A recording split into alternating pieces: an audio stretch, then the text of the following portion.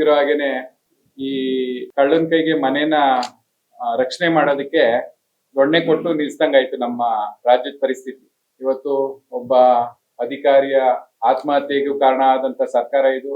ಮತ್ತೆ ಸರ್ಕಾರದ ಹಣವನ್ನ ಯಾವ್ದು ರೀತಿ ಬೇಕಾದ್ರೂ ನಾವು ಖರ್ಚು ಮಾಡ್ಕೋಬಹುದು ಅಂತ ತೋರ್ಸ್ಕೊಟ್ಟವ್ರೆ. ನಾವು ಬೇಕಾದ್ರೆ ಎಲೆಕ್ಷನ್ ಬೇಕಾದ್ರೂ ಮಾಡ್ಬೋದು, ಒಡವೆಗಳು ತಗೋಬಹುದು, ಕಾರ್ಗಳು ತಗೋಬಹುದು, ಎಲೆಕ್ಷನ್ಗೆ ಬೇಕಾದ್ರೂ ನಾವು ಬಳಸ್ಕೋಬಹುದು ಅಂತ ಹೇಳಿ ಈ ನಾಗೇಂದ್ರ ಅವರು ತೋರ್ಸ್ಕೊಟ್ಟಿದ್ದಾರೆ. ಈ ತೋರ್ಸ್ಕೊಟ್ಟಿ ಅವರು ಹಗರಣದಲ್ಲಿ ಇಡಿ ಆಗ್ಬೋದು, ಸಿಬಿಐ ತನಿಖೆ ನಡೀತಾ ಇದ್ರು ಕೂಡ ಇವತ್ತು ಅವರು ಬೇಲ್ ಮೇಲೆ ಇದ್ರು ಕೂಡ ಅವ್ರಿಗೆ ಡಿ ಕೆ ಶಿವಕುಮಾರ್ ಅವರು ಅವ್ರಿಗೆ ಮತ್ತೆ ಮಂತ್ರಿಗಿರಿಯನ್ನು ಕೊಡುವ ಮೂಲಕ, ಈಗ ನಮ್ಮ ಅಧ್ಯಕ್ಷ ಹೇಳಿದ್ರು ಒಂದೊಂದು ಸ್ಟಾರ್ ಇದ್ರೆ ಒಂದೊಂದು ಪದವಿ ಹೆಚ್ಚಿಗೆ ಕೊಟ್ಟಂಗೆ ಅಂತ, ಆ ರೀತಿ ಹಗರಣ ಮಾಡದಂತ ವ್ಯಕ್ತಿನೇ ಇವತ್ತು ಈ ರಾಜ್ಯದ ಮಂತ್ರಿಯನ್ನಾಗಿ ಮಾಡ್ತಾ ಇದ್ದಾರೆ ಡಿ ಕೆ ಶಿವಕುಮಾರ್. ಅಂದ್ರೆ ಇದು ಡಿ ಕೆ ಶಿವಕುಮಾರ್ ಅವ್ರ ಪಾಲು ಕೂಡ ಇದರಲ್ಲಿ ಜಾಸ್ತಿ ಇದೆ. ಯಾಕೆಂದ್ರೆ ಲೋಕಸಭಾ ಎಲೆಕ್ಷನ್ಗೆ ಸಿಬಿಐ ಮತ್ತೆ ಇಡಿ ಒಬ್ರಿಗೆ 200 ರೂಪಾಯಿಗೆ ಓಟ್ಗೆ ದುಡ್ಡು ಕೊಟ್ಟಿದೆ ಅಂತ ಹೇಳಿ ತನಿಖೆಯಲ್ಲಿ ಕೂಡ ಅದು ಮೆನ್ಷನ್ ಮಾಡಿದ್ದಾರೆ. ಆ ಮೆನ್ಷನ್ 200 ರೂಪಾಯಿ ಹೋಗಿದೆ ಅಂತ ಅಂದ್ರೆ ಇವರು ಕೂಡ ಇದ್ರಲ್ಲಿ ಪಾಲ್ದಾರೆ.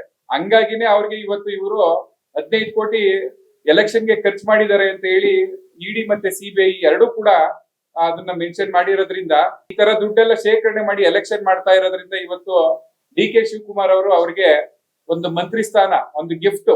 ಈಗ ಜೈಲ್ಗೆ ಹೋಗಿ ಬಂದಿದ್ಯಾ, ಮತ್ತೆ ಸರ್ಕಾರದ ದುಡ್ಡನ್ನ ನೀನು ಚೆನ್ನಾಗಿ ನಮ್ಗೆ ಬಳಕೆ ಮಾಡ್ಕೊಂಡಿದ್ಯಾ ಕಣಪ್ಪ, ಇನ್ನೂ ಒಳ್ಳೆ ಯಾವ್ದಾದ್ರು ಹಗರಣ ಮಾಡ್ಬಿಟ್ಟು ನಮ್ಗೆ ದುಡ್ಡು ತಂದು ಕೊಟ್ರೆ ಒಳ್ಳೆ ಮುಂದೆನು ಎಲೆಕ್ಷನ್ ಮಾಡ್ಬೋದು, ಅದಕ್ಕೋಸ್ಕರ ನೀನ್ ಅನುಭವ ಆಯ್ತು ಈಗಾಗ್ಲೇ ಜೈಲ್ಗೆ ಹೋಗಿ ಬಂದಿರೋದ್ರಿಂದ, ಮತ್ತೆ ಈಗ ಜೈಲ್ಗೆ ಹೋಗಿ ಒಂದ್ಸರಿ ಅನುಭವಿಸೋದ್ರಿಂದ ಮುಂದೆ ಸರಿ ಹೋದ್ರು ಏನ್ ತೊಂದ್ರೆ ಇಲ್ಲ ಅಂತ ಹೇಳಿ ಅವ್ರಿಗೆ ಮತ್ತೆ ಮಂತ್ರಿ ಸ್ಥಾನವನ್ನ ಡಿ ಕೆ ಶಿವಕುಮಾರ್ ಅವರು ಕೊಟ್ಟಿದ್ದಾರೆ. ಯಾಕೆ ಕೊಟ್ಟಿದ್ದಾರೆ ಅಂದ್ರೆ ಅವರು ಪಾಲುದಾರ ಆಗಿರೋದ್ರಿಂದ. ಇದರಲ್ಲಿ ಮೇನ್ ಪಾಲುದಾರರು ಡಿ ಕೆ ಶಿವಕುಮಾರ್ ಅವರೇ, ಮುಖ್ಯಮಂತ್ರಿಗಳೇ ಆಗಿದ್ದಾರೆ.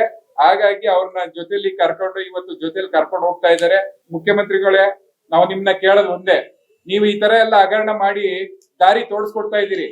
ಇವತ್ತು ಬಿಡದಿ ರೈತರದು ಒಂದು ಗೋಲ್ಡ್ನು ನೀವು ಕೇಳ್ತಾ ಇಲ್ಲ. ನಾನೇನೇ ಆದ್ರೂ ಸರಿನೇ ನಾನ್ ಮಾಡೇ ಮಾಡ್ತೀನಿ AICT ನ. ನಮ್ಮ ದೇವೇಗೌಡರಂತ ಮಹಾನ್ ವ್ಯಕ್ತಿನೂ ಕೂಡ ಬೀದಿಲ್ ಬಂದು ಕುಂತ್ರು ಕೂಡ ನೀವು ಅವ್ರಿಗೆ ಬೆಲೆ ಕೊಡದಂಗೆ ನೀವು ನಾನು ಈ ಸಿಟಿನ ಮಾಡೇ ಮಾಡ್ತೀನಿ, ಏನೇ ಆದ್ರೂ ಸರಿ ನಾನು ನಿಲ್ಸಲ್ಲ ಈ AICT ಅಂತ ಅಂದ್ರೆ ನಿಮ್ಮಲ್ಲಿ ಅರ್ಥ ಆಗ್ತಾ ಇರೋದು ಏನಿಲ್ಲ. ದುಡ್ಡು ಮಾಡ್ಬೇಕು, ಅಧಿಕಾರ ಹಿಡಿಬೇಕು, ದುಡ್ಡು ಮಾಡು ಅಧಿಕಾರ ಹಿಡಿ, ದುಡ್ಡು ಮಾಡಿದ್ರೆ ಅಧಿಕಾರ ಹಿಡಿಬಹುದು ಅನ್ನೋದು ಒಂದು ನಿಮ್ಮ ಸಂದೇಶವನ್ನ ನಮ್ಮಂತ ಯುವ ರಾಜಕಾರಣಿಗಳಿಗೆ ನೀವು ಕೊಡ್ತಾ ಇದ್ದೀರಿ. ಇದ್ರನ್ನ ನಾವು ಕಲಿಬೇಕಾ? ನಿಮ್ಮಾಗೆ ನಾವು ಮಾಡ್ಕೊಂಡು ಹೋದ್ರೆ ಮುಂದಿನ ಪೀಳಿಗೆಗೆ ನಾವೇನ್ ಕೊಡೋದು ಸಂದೇಶ? ನಿಮ್ಮಂತ ರಾಜಕಾರಣಿಗಳು ಬರೀ ಭ್ರಷ್ಟತೆಯನ್ನ ಮಾಡ್ಕೊಂಡು ಮಾಡಿಸಿ ನೀವು ದೇಶವನ್ನ ಅಭಿವೃದ್ಧಿ ಮಾಡ್ತೀನಿ, ದೇಶವನ್ನ ಎಲ್ಲೋ ಮಾಡ್ತೀನಿ ಅಂತ ಏನೋ ಮಾಡ್ತೀನಿ ಅಂತ ಹೊರಟಿದ್ದೀರಾ. ಈಗಾಗ್ಲೇ ನೀವು ಹೇಳಿದ್ರಿ ಒಂದೂವರೆ ತಿಂಗಳು ಮುಂಚೆ, ಯಾರಾದ್ರೂ ನಿಮ್ಮ ಹತ್ರ ದುಡ್ಡು ಕೇಳಿದ್ರೆ ಅಧಿಕಾರಿಗಳು ನನ್ಗೆ ಫೋನ್ಗೆ ಈ ನಂಬರ್ ಕೊಡ್ತೀನಿ ಫೋನ್ ಮಾಡಿ ಅಂತ ಹೇಳಿದ್ರಿ. ಯಾರ್ಗ್ ಫೋನ್ ಮಾಡೋದು ಇವಾಗ? ಒಬ್ಬ ಭ್ರಷ್ಟ ವ್ಯಕ್ತಿನ ನಿಮ್ ಜೊತೆ ಪಕ್ಕದಲ್ಲಿ ಕುಂಡ್ರಿಸ್ಕೊಂಡಿದ್ದೀರಲ್ಲ, ನಾವ್ ಯಾರ್ಗ್ ಫೋನ್ ಮಾಡ್ಬೇಕು? ನೆನ್ನೇನು ಹೇಳಿದ್ದೀರಾ, ಯಾರಾದ್ರೂ ಅಧಿಕಾರಿಗಳು ಭ್ರಷ್ಟ ಮಾಡಿದ್ರೆ ಅವ್ರನ್ನ ಬಡ್ದಾಕ್ತೀನಿ ಅಂತ ಹೇಳಿದ್ದೀರಾ. ಇವಾಗ ನಿಮ್ ಜೊತೆ ಇರೋರ್ನ ನೀವು ಬಡಿತೀರಾ ಅಥವಾ ಜೊತೆಲೆ ಕರ್ಕೊಂಡೋಗ್ತೀರಾ? ಇದಕ್ಕೆ ನೀವು ಮೊದಲನೇದಾಗಿ ಉತ್ತರ ಕೊಡ್ಲೇಬೇಕು.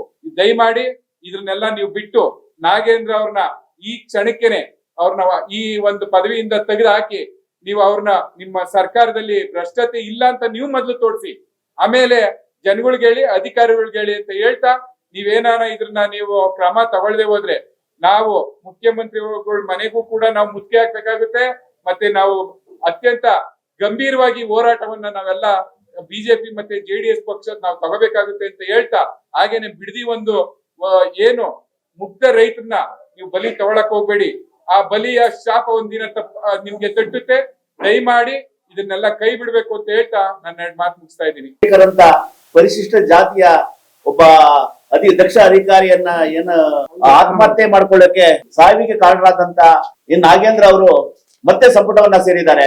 ಕಾಂಗ್ರೆಸ್ ಸರ್ಕಾರದಲ್ಲಿ ಅವರು ಭ್ರಷ್ಟಾಚಾರಿಗಳಾಗಿರ್ಬೇಕಾದ್ರೆ ಅವ್ರಿಗೆ ಸ್ಟಾರ್ ಇದ್ರೆ ಅವ್ರಿಗೊಂದು ಮಂತ್ರಿಗಿರಿಯ ಅಂತ, single star, double star, triple star ಅಂದ್ರೆ ಯಾರು ಭ್ರಷ್ಟಾಚಾರ ಮಾಡ್ತಾರೆ ಅವ್ರಿಗೆ ಮಂತ್ರಿಗಿರಿಯನ್ನ ಈಗಾಗಲೇ ಶಿವಕುಮಾರ್ ಕೊಟ್ಟಿದ್ದಾರೆ. ಈಗ ನಮ್ಮ ರಾಜ್ಯಾಧ್ಯಕ್ಷರು ಮತ್ತು ನಮ್ಮ ಮಿತ್ರ ಪಕ್ಷವಾದ JDS ನ ರಾಜ್ಯಾಧ್ಯಕ್ಷರು ಹಾಗೂ ಎಲ್ಲಾ ಪ್ರಮುಖ ಮುಖಂಡರುಗಳು, ನಮ್ಮ ವಿರೋಧ ಪಕ್ಷದ ನಾಯಕರುಗಳು, ವಿಧಾನ ಪರಿಷತ್ ನಾಯಕರುಗಳು, ವಿರೋಧ ಪಕ್ಷದ ನಾಯಕರುಗಳು ಈಗಾಗಲೇ ಆಗ್ರಹ ಮಾಡಿದ್ದಾರೆ. ನೀವು ಅಧಿವೇಶನವನ್ನ ಪ್ರಾರಂಭ ಮಾಡುವ ಮೊದಲು ನಾಗೇಂದ್ರ ಅವರಿಂದ ರಾಜೀನಾಮೆ ಪಡಿಲೇಬೇಕು ಅಂತ ಹೇಳಿದ್ದಾರೆ. ಹಾಗಾಗಿ ಪಡಿಲಿಲ್ಲ ಅಂದ್ರೆ ನಾವು ಯಾವುದೇ ಕಾರಣಕ್ಕೂ ಅಧಿವೇಶನ ನಡೆಯಕ್ಕೆ ಬಿಡಲ್ಲ ಅಂತ ಹೇಳಿದ್ದಾರೆ. ಇದನ್ನ ಅವರು ರಾಜೀನಾಮೆ ಕೊಡ್ಲಿಲ್ಲ ಅಂದ್ರೆ ಉಗ್ರವಾದ ಹೋರಾಟವನ್ನ ಕೂಡ ಪ್ರತಿ ಜಿಲ್ಲೆಯಲ್ಲಿ ಹಮ್ಮಿಕೊಳ್ತೀವಿ ಅಂತ ನಿಮ್ಮ ಮಾಧ್ಯಮ ಮುಖಾಂತರ ತಿಳಿಸುತ್ತಾ, ನೆಕ್ಸ್ಟ್ ಅವರು ಈಗಾಗಲೇ ಒಪ್ಕೊಂಡಿದ್ದಾರೆ ಸದನದಲ್ಲಿ. ಮುಖ್ಯಮಂತ್ರಿಗಳಾದಂತ ಮಾಜಿ ಮುಖ್ಯಮಂತ್ರಿಗಳಾದಂತ ಸಿದ್ದರಾಮಯ್ಯನವರು 187 ಕೋಟಿ ಅಲ್ಲ 82 ಕೋಟಿ ಅಂತ ಘಂಟಾಘೋಷ ಒಪ್ಕೊಂಡಿರೋರೆ ಅಂತ ವ್ಯಕ್ತಿನ ನೀವು ಸಂಪುಟ ತಗೊಂಡಿದ್ದೀರಿ. ಹಾಗೆ ಈಗಲೇ ಕೈ ಬಿಡ್ಬೇಕು. ಹಾಗೆ ನಮ್ ಜಿಲ್ಲೆಗೆ ಸಂಬಂಧಪಟ್ಟಂಗೆ ನಾವೇನು ಹೋರಾಟ ಮಾಡ್ತಾ ಇದ್ದೀರಿ, NDA ಹೋರಾಟ ಮಾಡ್ತಾ ಇದೀವಿ, ನಮ್ದು ಬಿಡದಿ AICT ವಿರುದ್ಧವಾಗಿ ನೀವು ತಕ್ಷಣ ಆ AICT ಪ್ರಾಜೆಕ್ಟ್ ನೇ ಕೈ ಬಿಡ್ಬೇಕು, ರೈತರಿಗೆ ಅನುಕೂಲ ಮಾಡ್ಕೊಡ್ಬೇಕು ಅಂತ ಈ ಪತ್ರಿಕಾಗೋಷ್ಠಿ ಮುಖಾಂತರ ಆಗ್ರಹ ಮಾಡ್ತೇವೆ.